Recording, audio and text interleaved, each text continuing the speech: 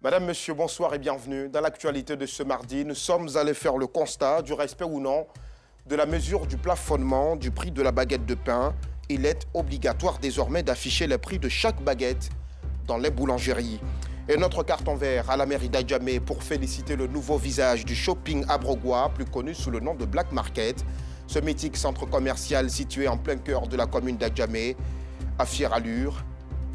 Voici le programme, vous êtes les bienvenus. Et pour commencer, ce constat fait dans les boulangeries de Cocody et d'Abobo. La mesure d'affichage du prix de la baguette de pain est respectée, mais le prix connaît quand même une augmentation. C'est à croire que plusieurs boulangeries affichent les prix pour échapper aux sanctions du Conseil national de lutte contre la vie chère. Clarisse Kanyala, Bachil Kader et Maïssa Kogay. Toutes les boulangeries sont dans l'obligation d'afficher les prix des baguettes de pain. Le prix de la baguette de pain de 174 grammes est fixé à 150 francs CFA et celui de la baguette de pain de 232 grammes est fixé à 200 francs CFA. Ce plafonnement des prix des baguettes de pain a été effectué par le ministère du Commerce et de l'Industrie. Dans cette boulangerie de la commune d'Abobo, les prix des baguettes de pain sont affichés selon les normes fixées par le gouvernement. L'affichage du prix est dû à un communiqué. Pour ne pas que les clients se perdent quand ils viennent acheter le pain. Il sait que la baguette a 174 grammes et la baguette de 200 à 232 grammes. Après la commune d'Abobo, cap est mis sur Cocody. Chez ce boulanger, seuls les prix des baguettes améliorées, fixés à 200 francs CFA, sont affichés. Les clients n'ont pas le choix. Les baguettes de pain ont légèrement diminué de forme. Que voulez-vous? La vie est de plus en plus chère et puis je me suis faite parce qu'on ne peut pas non plus se priver de pain. Nader, le responsable de cette boulangerie, déclare que l'augmentation du prix du sac de farine ne lui permet pas de fixer les prix du pain à 150 francs CFA. Nous ne faisons pas la baguette de 150. Nos marges sont totalement réduites dû à la flambée du sac de farine. À l'époque, nous achetions le sac de farine à 15 000 francs. Aujourd'hui, le sac de farine est passé à 21 500. Donc ça réduit considérablement nos marges. Toujours à Cocody, ici, les prix sont affichés, mais il n'y a pas de baguette de 200 francs CFA proposée aux clients. Interrogés, les gérants refusent de donner des explications. Mais cette cliente accepte de se confier à nous. J'ai vu deux prix, 150 et 200. Maintenant, je demande, pour moi, c'est 150. Je demande, elle me dit que c'est 200. Je viens d'acheter ces 5 pains que vous voyez là à 1000 francs au lieu de 750. Donc 250 de plus. Le responsable des consommateurs rassure quant à la phase de répression débutée ce lundi 18 juillet par le Conseil national de lutte contre la vie chère. Il s'agit de l'argent de contribuables que le gouvernement a pris pour subventionner le blé. Donc, par conséquent, obligatoirement, il faut que les prix soient respectés. Je demande à l'ensemble des consommateurs de signaler. L'unanimité n'existe pas. Il faudrait que dans leur quartier, dans leur village, si ce n'est pas respecté, qu'ils nous saisissent. SOS Vie chère, notre contact, c'est 2 fois 05 99 27 69. En attendant la fin de la phase de répression, les populations espèrent que le prix habituel du pain à 150 francs CFA restera inchangé dans toutes les surfaces commerciales. Dans les régions du Lodjibois, du Boclé et des Grands Ponts, ce sont environ 1000 personnes qui bénéficient de traitements médicaux gratuits. Cette vaste opération de santé qui s'est déroulée est le fruit d'une collaboration entre des agents de santé américains et l'Église internationale Foursquare. Au terme de l'action sociale, plusieurs pathologies ont été traitées. Le récit de Maïssa Kogay. La pluie n'a pas empêché les professionnels de la santé venus des États-Unis de sillonner les régions du Lodjibois, du Boclé et des Grands Ponts du 20 au 29 juin dernier. En collaboration avec l'Église internationale Foursquare de Côte d'Ivoire, ces médecins, sages-femmes et assistants sociaux ont administré gratuitement des soins médicaux et des médicaments aux populations dans le besoin sous le regard de leurs autorités administratives. L'objectif de cette 4e édition était bien clair. L'objectif essentiel, c'est d'abord d'amener les personnes à Christ, puisque nous sommes enfants de Dieu, nous sommes pasteurs. Et nous ne voulons pas juste nous arrêter là, parce que nous considérons que l'homme a beaucoup de besoins. Donc il faut prendre en compte l'aspect social, l'aspect sanitaire et autres. Ce sont plus de 1000 personnes à Guitry, Fresco et Grand Laou qui ont bénéficié de traitements gratuits. Les médecins ont traité différentes pathologies. Pendant ces consultations, nous avons rencontré beaucoup de cas de paludisme. Il y a aussi des cas comme l'hypertension, des personnes qui ont été victimes de l'AVC et autres. J'avais des problèmes des yeux. Alors, je me suis fait consulter tout à l'heure, à la grâce de Dieu, par des personnes vraiment très aimables qui nous ont fait l'honneur vraiment de pouvoir nous soigner gratuitement. Rendez-vous est pris pour l'année prochaine. Ce sera au tour des populations d'Unzi d'accueillir la caravane de soins gratuits de l'église Foursquare et de ses partenaires américains. Pour rappel, les éditions précédentes se sont déroulées dans les régions du Poro, du Bunkani et du Tonkwi, précisément à Korogo, Bouna et Mon. Un mot de religion dans cette édition. Le consortium de confessions religieuses chrétiennes de Côte d'Ivoire a initié un culte d'action de grâce pour la paix dans le pays. Ce culte a vu la participation de plusieurs guides religieux venus des différentes villes du pays. Louanges, adoration pour la stabilité de la Côte d'Ivoire. Nou Sangaré et Maïssa Kogei. Ils se sont donné rendez-vous dans la commune d'Abobo. Ces fidèles et guides religieux répondent à l'appel du consortium des confessions religieuses chrétiennes de Côte d'Ivoire. Ils prennent part à un culte d'action de grâce, un culte pour témoigner leur gratitude à Dieu pour ses bienfaits en faveur de la paix et de la stabilité dans le pays. C'est toutes les confessions religieuses chrétiennes de Côte d'Ivoire qui sont réunies ce jour ici même. Et en parlant de confessions religieuses, nous parlons de toutes les obédiences cultuelles chrétiennes. Là où le nom de Jésus-Christ est glorifié, qui se retrouvent là, qui viennent d'Alépé, qui viennent d'Anyama, de Laou, qui viennent de Port-Bouet, de tout le district d'Abidjan et des autres villes de l'intérieur de Côte d'Ivoire, qui viennent là pour rendre gloire au Seigneur l'Éternel, ainsi pour lui dire merci pour ce que Dieu t'a commencé à faire dans notre pays, mais ce que tu continueras de faire, parce que notre Seigneur continue de parler au cœur de chaque Ivoirien, continue de ramollir le cœur, continue d'apporter le calme, le retenu, continue de porter beaucoup de bonheur dans le cœur de chaque Ivoirien. Et c'est ce qui est important pour nous à cette occasion du culte d'action de grâce. Représentant le gouverneur du district autonome d'Abidjan, Jean-Thierry Nzikonan a exhorté les fidèles à accentuer la prière afin que la Côte d'Ivoire continue de demeurer un havre de paix. Je pense que la paix, c'est tout ce qu'il faut pour le développement. La paix, c'est ce qui est, je veux dire, l'essentiel, c'est l'os, je veux dire, c'est le squelette même de la vie. Et donc, pour nous, il n'y a pas d'autre alternative que la paix. Louanges et bénédictions, des temps forts qui ont marqué ce culte d'action de grâce. Les scouts musulmans de Côte d'Ivoire ont organisé un forum interreligieux scout. L'idée est de réunir toutes les confessions du pays qui partagent le scoutisme. Le reportage de Clarisse Kanyala.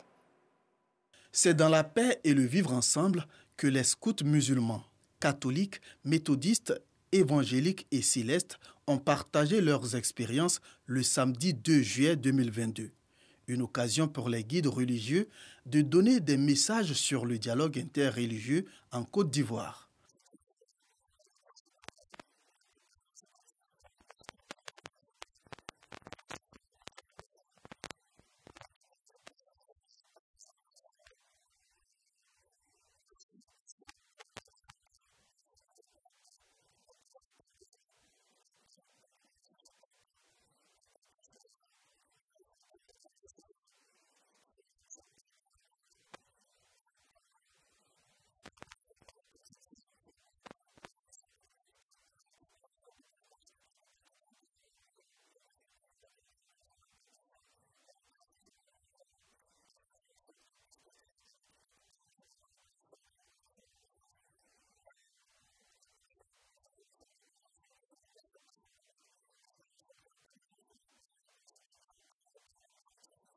Cette cérémonie est une initiative des scouts musulmans de Côte d'Ivoire, SMCI. Elle s'inscrit dans le cadre du programme Messenger of Peace, qui vise à sensibiliser les scouts à la paix et à la cohésion entre les peuples.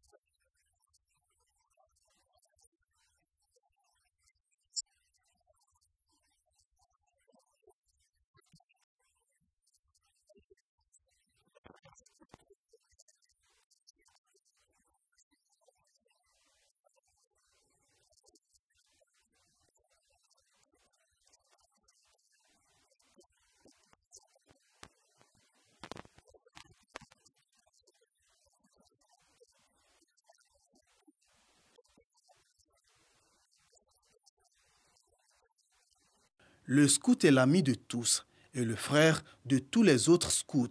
C'est le thème retenu pour la première édition du Forum interreligieux. 600 étudiants ivoiriens auront bientôt des bourses pour la Turquie et d'autres pays européens. Secret Corporate Consulting, en collaboration avec les universités turques, a organisé dimanche un concours de sélection. Plus de 200 étudiants et bacheliers s'y sont présentés. Nous vous proposerons dans nos prochaines éditions le point complet de Yacouba Koulibaly. Au Togo, l'opposition demande des clarifications après des attaques meurtrières dans 4 villages. Le nombre des victimes n'est pas encore précis, mais les populations fuient vers les grandes villes. Une menace terroriste grandissante qui interpelle les opposants. Ils proposent une enquête indépendante. Et comme nous ne savons pas que critiquer, dénoncer, on sait aussi féliciter. Place donc au carton vert de ce mardi.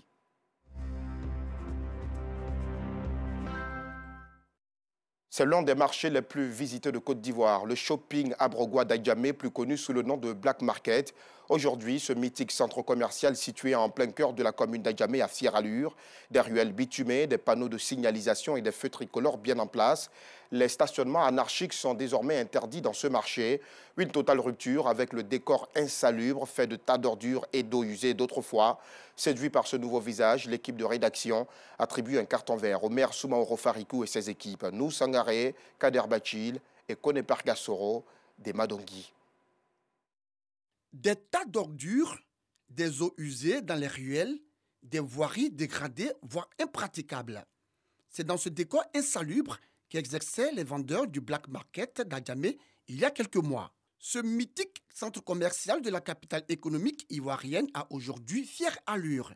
Le Black Market d'Adjamé a un visage reluisant.